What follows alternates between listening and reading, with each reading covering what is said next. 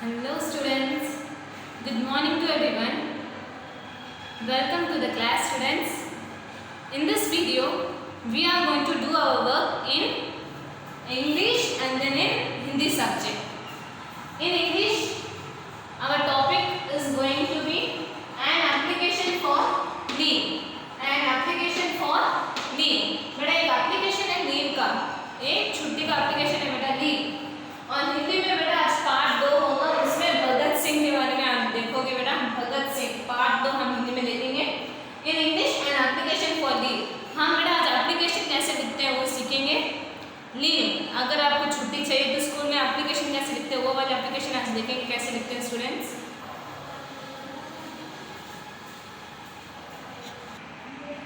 Yes students, application and application for leave.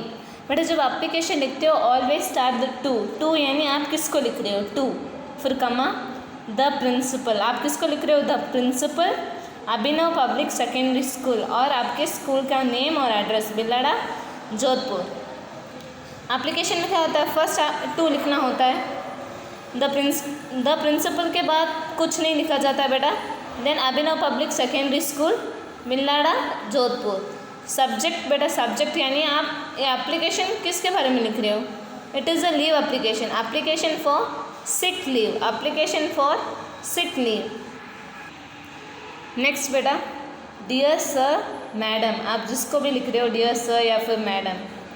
Next यहाँ पे आपका इन्फॉर्मेशन लिखा जाता है बेटा with due respect. Repeat again में बेटा with due respect I beg to say that I am student of class 3rd of your school. I am suffering from fever.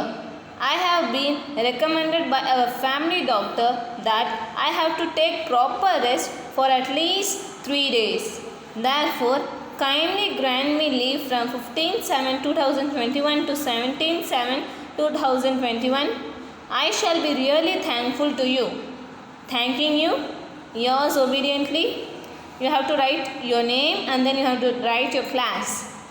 This is application of sick leave. बेटा application है sick leave का, यानी यहाँ पे आप बोल रहे हो कि I am suffering from fever. That you are suffering from fever. आपको बुखार है और आपके फैमिली डॉक्टर ने आपको रिकमेंड किया that you have to take at least 3 days bed rest लेना. आपके फैमिली डॉक्टर ने आपको बोला है कि एटलीस्ट 3 days आपको बेड रेस्ट लेना है. So you are granting. आप बेटा परमिशन पूछ रहे हो that you want holiday, I mean you want leave from 15 to 17 of 7th month 2021. Then I shall be really thankful to you. उसके बाद आप लिख रहे हो थैंकिंग यू. बेटा धन्यवाद कह रहे हो आप. Yours obediently you have to write your name and then you have to write your class. बेटा वापस रिपीट करते हैं. टू के बाद कुछ नहीं लिखा जाता है. टू के बाद बेटा आपका किसको लिख रहे हो आप द प्रिंसिपल और आपका स्कूल का नेम. उसके बाद सब्जेक्ट लिखा जाता है बेटा ये एप्लीकेशन किसके बारे में. It is a sick leave. Application for sick leave. फिर डियर सर, फिर यहाँ पे आपका इन्फॉर्मेशन लिखा जाता है ताकि आपको छुट्टी क्यों चाहिए वो इन्फॉर्मेशन यहाँ पे लिखा जाता है. Then you are thanking. बेटा आप थैंकिंग यू लिख रहे हो. Yours obediently you have to write your name and then you have to write your class. Turn the next page बेटा. This is your exercise. Rewrite the leave application. Rewrite the leave application. जो ये वाला application अभी हमने सीखा था वही application यहाँ पे आपको रिपीट करनी है. जस्ट सी एंड राइट और else learn and then write. बेटा आप लिख के भी लर्न करके भी आप लिख सकते हो स्टूडेंट्स. यहाँ पे टू देन सब्जेक्ट लिखा जाता है डियर सर मैडम. यहाँ पे इंफॉर्मेशन लिखा जाता है thanking you, yours obediently. Then you have to write your name and then you have to write your class. Then you have to read this application students.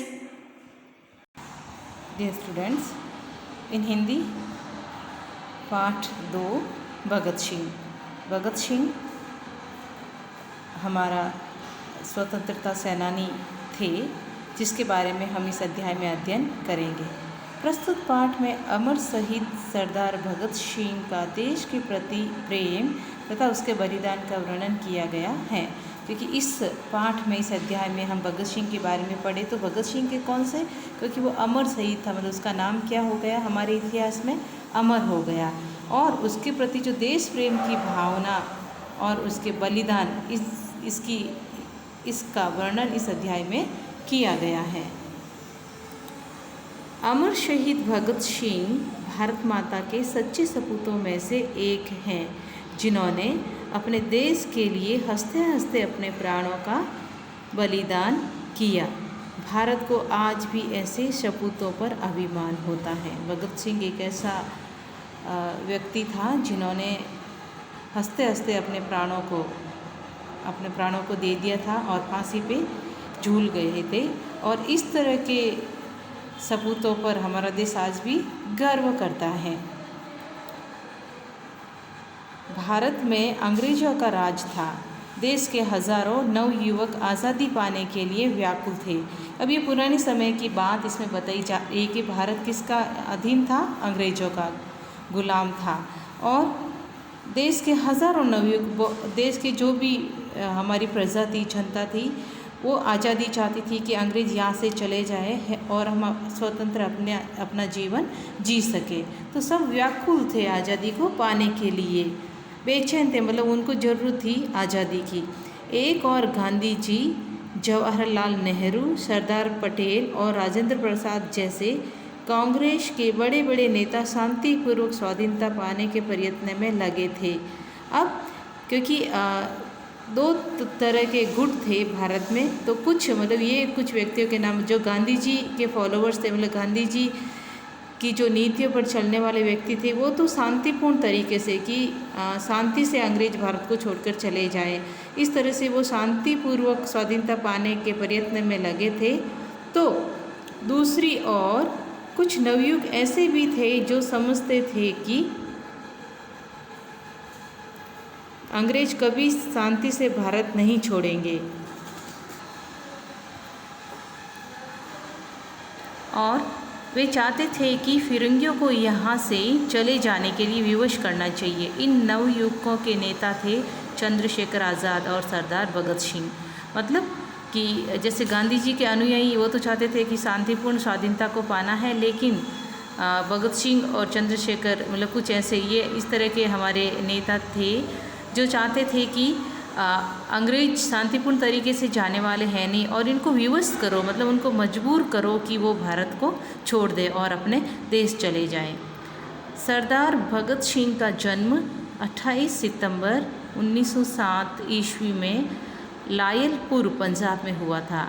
Punjab के एक कस्बे का नाम है लायलपुर, जहाँ पर सरदार भगत सिंह का जन्म हुआ था 28 सितंबर 1907 ईस्वी को।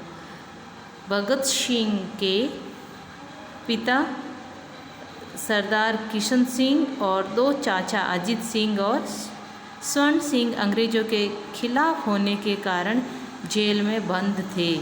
जिस दिन भगत सिंह पैदा हुए उसी दिन वह जेल से रिहा हुए थे। अब भगत सिंह के पिताजी का नाम सरदार किशन सिंह था और उनके चाचा जी जिनका नाम अजीत सिंह और स्वर्ण सिंह जो अंग्रेज़ों के खिलाफ थे और वो जेल में बंद थे। और जिस दिन भगत सिंह का जन्म हुआ था उस दिन ही वो जेल से छूटे थे। चंदा पेज। अपने विद्यार्थी जीवन में ही भगत सिंह में देशभक्ति की भावना जागृत हो गई। जब वो छोटे थे, जब विद्यार्थी थे, जब वो पढ़ रहे थे, उसी समय ही उनमें देशभक्ति की भावना, अपने देश के प्रति भावना उसमें जग गई थी। देश सेवा में लगे रहने के कारण ही उन्होंने विवाह करने से इनकार कर दिया और उन्होंने शादी करने से भी मना कर दिया कि मुझे तो अपने देश की सेवा करनी है। उन्हीं दिनों उन्होंने युवकों का एक दल बनाया जिसका नाम उन्होंने नौजवान भारत सभा रखा। अब जो भगत सिंह के हम उम्र जो जवान व्यक्ति थे उनका एक दल बनाया, मतलब एक ग्रुप बनाया और उस ग्रुप का नाम रखा नौजवान भारत सभा। भगत सिंह ने इस सभा के नौजवानों में देशभक्ति की भावना कूट कूट कर भर दी और भगत सिंह ने मतलब इतना उनको मोटिवेट किया, उत्साहित किया कि उनमें देश के प्रति भावना उसमें बहुत ज़्यादा बैठ गई। मतलब वो देश के प्रति कुछ भी करने को वो तैयार थे। कौन? जो नौजवान भारत सभा के जो भी जितने मेंबर थे, जो सदस्य थे वो। भगत सिंह ने अंग्रेज़ों को डराने धमकाने के लिए और उसके प्रति अपना विरोध प्रकट करने के लिए असेंबली में बम फेंका। तो भगत सिंह ने क्या किया था कि अंग्रेज़ों को डरा सके और उसके मन में कुछ भय को पैदा कर सके, इसलिए असेंबली में उन्होंने क्या कर दिया था? बम फेंक दिया था। धमाके की आवाज़ हुई और सारे भवन में धुआं भर गया और तेज़ धमाके की आवाज़ के साथ में जो असेंबली था उसके सारे बिल्डिंग में, भवन में क्या धुआं ही धुआं हो गया। भगत सिंह चाहते तो भाग सकते थे और कोई उन्हें गिरफ्तार नहीं कर सकता था, पर भगत सिंह हंसते हुए वहीं खड़े रहे। वे तो अंग्रेज सरकार को चुनौती देना चाहते थे कि हम सब कुछ कर सकते हैं। उन्हें गिरफ्तार करके उन पर मुकदमा चलाया गया, उन्हें फांसी की सज़ा सुनाई गई। तो भगत सिंह इतने बहादुर थे कि ये करने के बावजूद वो वहाँ से नहीं भागे और उनको अंग्रेज सरकार ने उनको पकड़ लिया था, फिर उनके ऊपर मुकदमा चला था और उन्हें फांसी की सज़ा सुनाई गई थी। अंग्रेज सरकार को भय था कि भगत सिंह को फांसी देने से उस दिन कोई उपद्रव खड़ा हो सकता है, इसलिए उन्होंने एक दिन पहले ही 23 मार्च 1931 को उन्हें फांसी पर लटका दिया। अब अंग्रेज सरकार को इस तरह से डर था कि जिस दिन भगत सिंह को फांसी देंगे तो उस समय कहीं उपद्रव खड़ा नहीं हो जाए, मतलब लोग हमला नहीं कर दें अंग्रेज़ों पे। तो उन्होंने एक दिन पहले, जो फांसी का जो दिन तय हुआ था उससे एक दिन पहले उन्होंने भगत सिंह को फांसी पर लटका दिया था। जब भगत सिंह को फांसी के तख्ते की ओर ले जाया जा रहा था तो सिर ताने हुए वे मुस्कुरा रहे थे। जब उनसे पूछा गया कि उनकी अंतिम इच्छा क्या है, तो इस वीर ने कहा, मेरी अंतिम इच्छा है कि इस देश से अंग्रेज सरकार का अंत हो। तो जब फांसी जब दी जाती है तो उससे पहले उस व्यक्ति की अंतिम इच्छा पूछी जाती है। तो भगत सिंह की अंतिम इच्छा क्या थी कि वो चाहते थे कि अंग्रेज़ भारत को छोड़ दे और हमारा देश भारत स्वतंत्र हो सके। भगत सिंह, शहीद भगत सिंह का नाम भारत के इतिहास में सदा अमर रहेगा। इस तरह के वीर नौजवान पुरुषों के जो बलिदान को हमारा भारत हमेशा याद रखेगा। तो इस तरह से एक बहादुर हमारे स्वतंत्रता सेनानी भगत सिंह की कहानी इसमें दी हुई थी। अब इसी के कुछ शब्दार्थ, कठिन शब्द दिए हुए हैं। व्याकुल का मतलब बेचैन, विवश का मतलब मजबूर करना, उपद्रव का मतलब झगड़ा, स्वाधीनता मतलब आज़ादी, कूट कूट कर मतलब बहुत गहराई के साथ, विद्यार्थी का मतलब छात्र। अब इस कुछ प्रश्न हमारे इसी अध्याय के हैं जो आपको करने हैं। भगत सिंह का जन्म कहाँ हुआ? पंजाब में। भगत सिंह ने असेंबली में क्या फेंका? बम। अब रिक्त स्थान भरना है। सरदार अजीत सिंह भगत सिंह के चाचा थे। भगत सिंह का नाम इतिहास में सदा अमर रहेगा। देश के हजारों नव युवक आज़ादी पाने के लिए व्याकुल थे। अमर शहीद भगत सिंह भारत माता के सच्चे सपूतों में से एक थे। भगत सिंह का जन्म पंजाब के लायलपुर में हुआ था। सही मिलान करना है। नव युवकों के नेता कौन थे? चंद्रशेखर और भगत सिंह, जो यहाँ पे एक नाम दिया हुआ है चंद्रशेखर, तो इससे हम मैच करेंगे। भगत सिंह का जन्म 28 सितंबर 1907। भगत सिंह के पिता का नाम सरदार किशन सिंह। भगत सिंह के चाचा का नाम स्वर्ण सिंह। भगत सिंह को फांसी 23 मार्च 1931 के दिन हुई थी। अब कुछ प्रश्नों के उत्तर लिखने हैं। भगत सिंह जैसे नवयुवक किस प्रकार स्वाधीनता पाने चाहते थे? वे चाहते थे कि फिरंगियों को यहाँ से चले जाने के लिए विवश करना चाहिए। भगत सिंह का जन्म कहाँ हुआ? भगत सिंह का जन्म 28 सितंबर 1907 ईस्वी को लायलपुर पंजाब में हुआ। भगत सिंह ने विवाह करने से इनकार क्यों किया था? देश सेवा में लगे रहने के कारण उन्होंने विवाह से इनकार कर लिया। भगत सिंह ने असेंबली में बम क्यों फेंका था?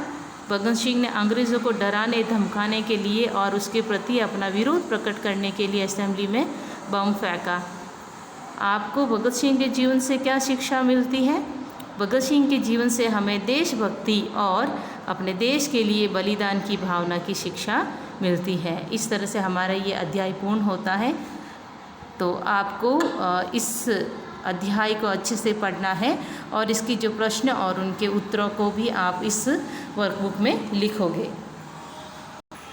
Yes, students. Thank you.